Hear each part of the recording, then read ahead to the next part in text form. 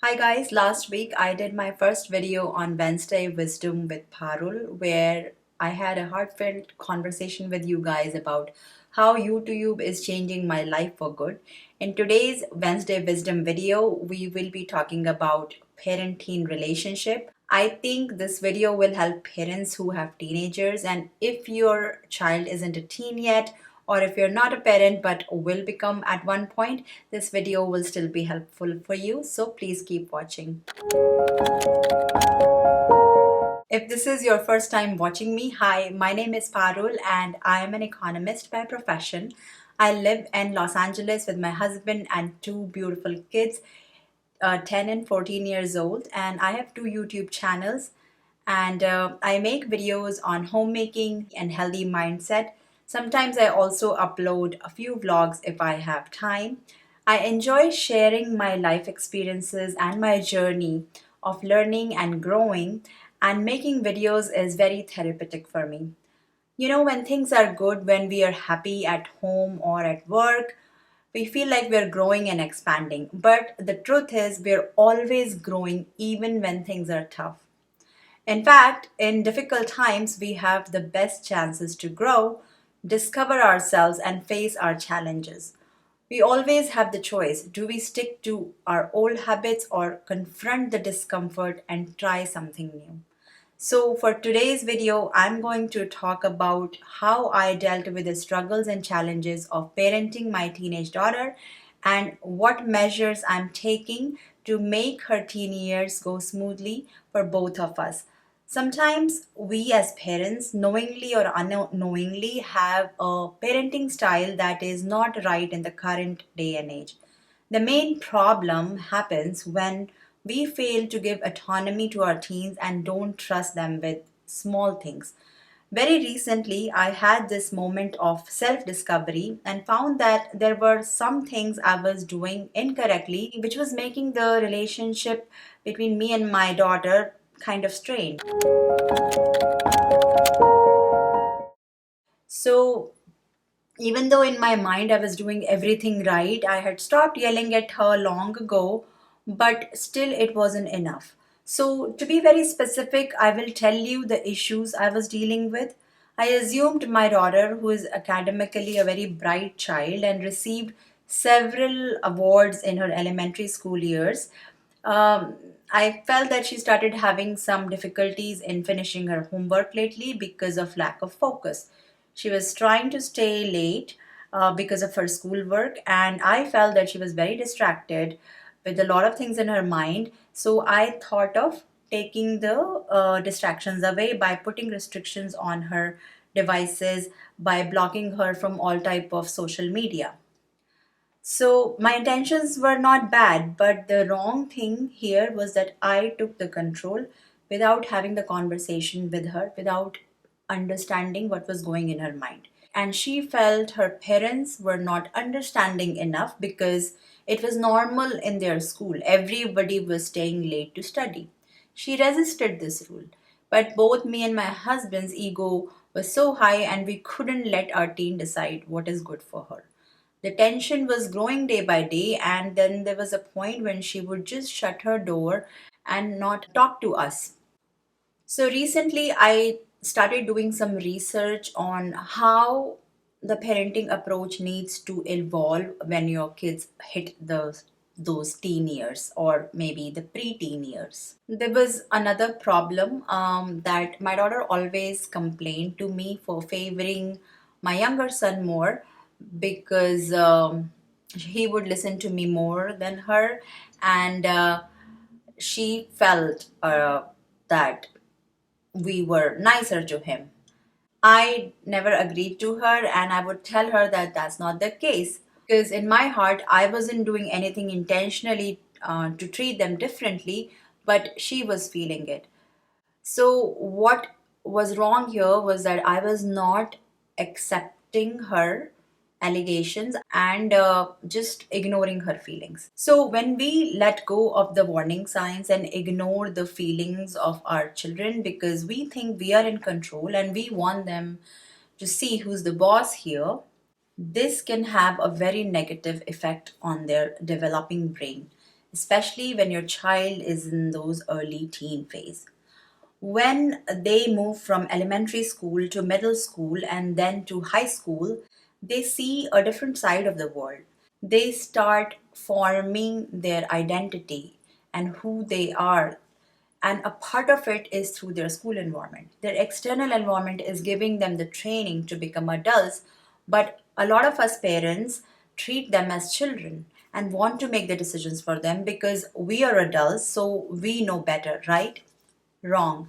Just because we're grown ups, we're not always right, and in particular, our approach may not always be right, even when our intentions are. So that's what I was struggling with for over 1 year. I was worried about my daughter's grade, her health, and I reminded these things to her a million times that she started hating those topics. I felt it was my responsibility to guide her, but this is where it got tricky. I was guiding her way too much and not letting any natural consequence teach her a lesson. I would nag to wake her up so she doesn't get late instead of letting her reach school late and have the natural consequence of getting a tardy slip to teach her the lesson of being punctual. It was so hard for me to let go of that because by nature, we moms always want to protect our children from natural consequences. But sometimes life lessons are very important for anyone to learn from them. I felt like I was making progress by not yelling at her, but some triggers would just make me forget all the promises I made to myself of not showing disrespect and being more understanding of my teen's issue. A teen can consider when you cut them off when they're talking as a sign of disrespect. If you find value in this video so far and you can relate to some of it, please hit the like button and subscribe to my channel and provide your feedback because this is a community and we want to help each other out. Anyway, getting back to today's topic, I think each one of us has triggers. So we must identify ours to reduce the instant reaction. If you are feeling overwhelmed and disrespected when you're talking to your teen, then walk away for some time, take a deep breath, and when your mood is better, then you respond in a calmer way. It is not a good idea to argue back and forth with your teen because at that time both of you are in that mode and nobody will make sense. And then when you talk to them when you're calm, there's a high chance of them listening, but even if they don't listen, then you let the natural consequence take its course. You don't have to protect them always. I was worrying way too much about my child's future that it started giving me headaches. And I felt like a lot of these chronic diseases like high blood pressure and diabetes can happen because of long sustained stress. So now every day I am making this conscious effort to feel proud of my kids and highlight their qualities, strengths, and individuality and show them that and not just fake it. This is extremely important when you're dealing with teenagers. We intentionally have to try to understand all the struggles they're dealing with in this age of social media. By changing my attitude, I'm already seeing some great changes in her, and fingers crossed, if I continue on this path, I will be able to influence her positively. It will take time, but I have to show model behavior consistently without expecting much in return. Children mirror us, and they are the first ones to show us who we truly are as people. This is the biggest learning for me. I feel that once your child transitions from 9 to 10 to this 11, 12 years of age, the influence part becomes crucial. Your actions, your behavior, your tone, all of that will have more of an impact than what you tell them to do. So, my advice from my experience for a healthy teen parent relationship is that understanding your teen's issues should come first before your ego. Don't disregard their feelings because you think they are not mature enough. Listen to them. My daughter thought that I was not listening enough. Even though I had stopped yelling, I would start advising her while she was still telling me about her feelings and why she felt unheard. So you have to earn that respect. Every day, I am consciously working towards it. I can make mistakes. We are all humans, but show your unconditional love more. If you find yourself going back to your old behavior, apologize to your child for losing your temper and ask for their forgiveness. It takes time to change habits, and for those who realize it earlier than later, they will have a better bonding with their children as they are growing up. Try to spend some one on one quality time with your child. If you have more than one, do 10 minutes with each one of them every day. Maybe with your teens, you could do something of their interest once a week. My daughter loves room decorating, makeup, and arts and crafts, so I appreciate that about her now a lot more than how I did before. And now I don't remind her to do her homework. If she really wants to paint, I will let her paint. It's fine.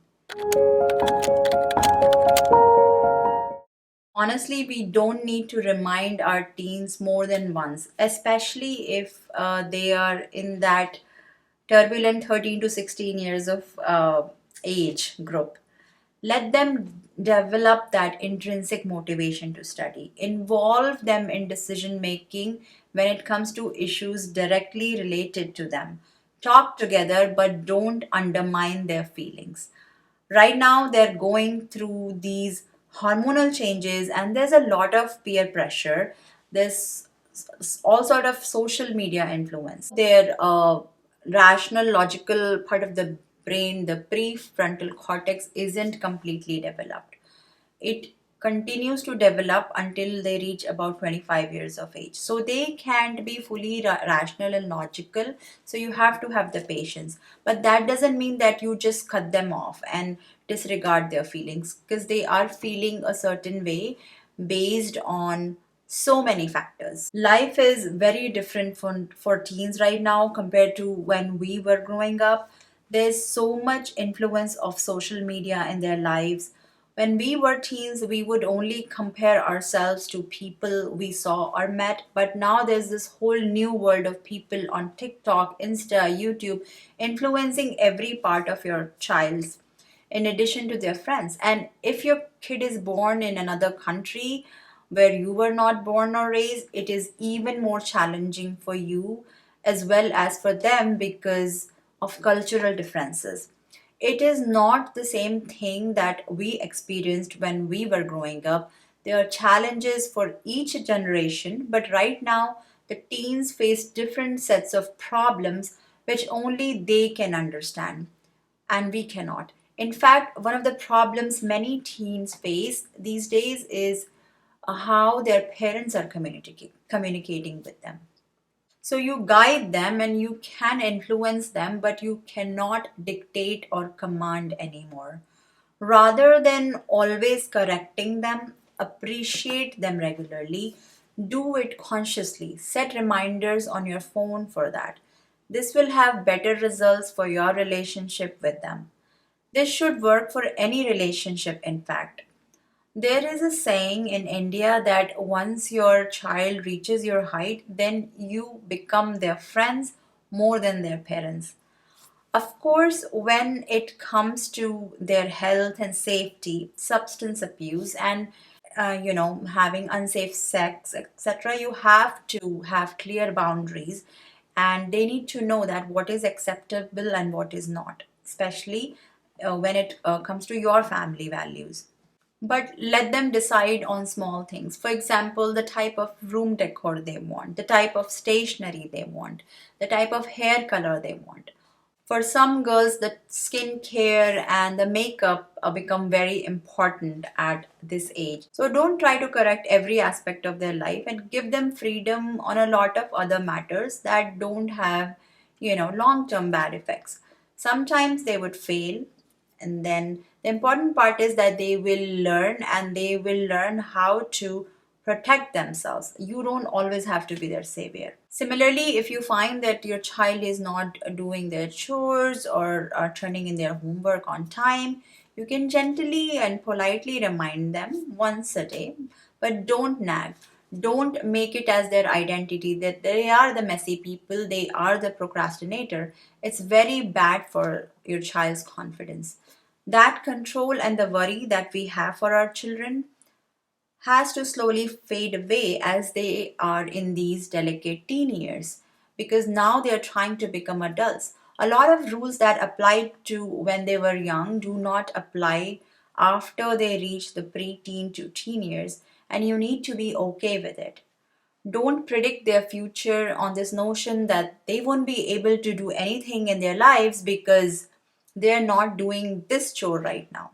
If I talk about my teen experience, my mother had always been very friendly, and I don't remember a single day when she had to remind me to do something, because I already had it sorted in my head that I should not do this specific thing because it is going to hurt them or me. And even if I made any mistake, I would try to fix it as soon as possible and I would not repeat it because I had this intrinsic motivation in me. And it was not because of my parents' pressure or nagging, it was because I wanted to do it. So, most teens by this age have some idea of what they want to do in their life, and sometimes that also changes. And that is okay. The parents don't have to constantly remind them that they are not doing their job well because no one can see the future. You can't see what's going to happen. So, by constantly commenting about their habits, we can have a negative impact on their developing brain. I think one way to solve this problem is that if they really want something, you can ask them to earn it by encouraging them to do house chores. If they do contribute to the family, you can give them some money for each chore and then have some type of a tracker in your phone where you can just um, account for it. So this way, they will receive some monetary reward by doing specific tasks, and they can buy things on their wish list. So when they are at that age, they do get influenced by their friends a lot. I know with maturity and wisdom, this can become less, but it's not easy to do, especially during those teen years, because the brain isn't that mature yet. So you need to understand that your child is not a reflection or extension of you, but they have their own personality. They are being raised in a completely different age and environment than how you were raised. I think I have so much to say and I don't want to make this video any longer. I would encourage you to also share your thoughts on this topic, because this is all directly coming from my own experience and learning. Also, what I realized is that sometimes certain things are just meant to be. We might feel why this is happening to us, but there is a bigger reason for that.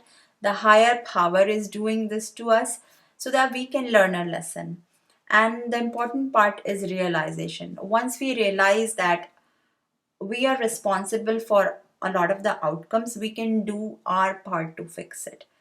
So once we overcome our fears and anxiety and change our behavior, only then we can expect to see a different result. Because if you keep doing the same thing repeatedly and expect a different result, it's not going to work. If you guys are also having any types of issues in your relationship with your growing kid, it is okay to feel overwhelmed, but the main learning that you can take from this video is that how fast you can get out of feeling of helplessness and how you can take real actions to fix the issues. Your child doesn't push your buttons. They don't even know what your buttons are. They only want loving and supportive parents. So this is all for today and I will see you in my next video next Wednesday. Subscribe if you like today's videos and you think our vibes matched. If not, no problem. I will still have my regular kitchen and homemaking stuff on this Sunday. So stay tuned for that. Take care. Bye.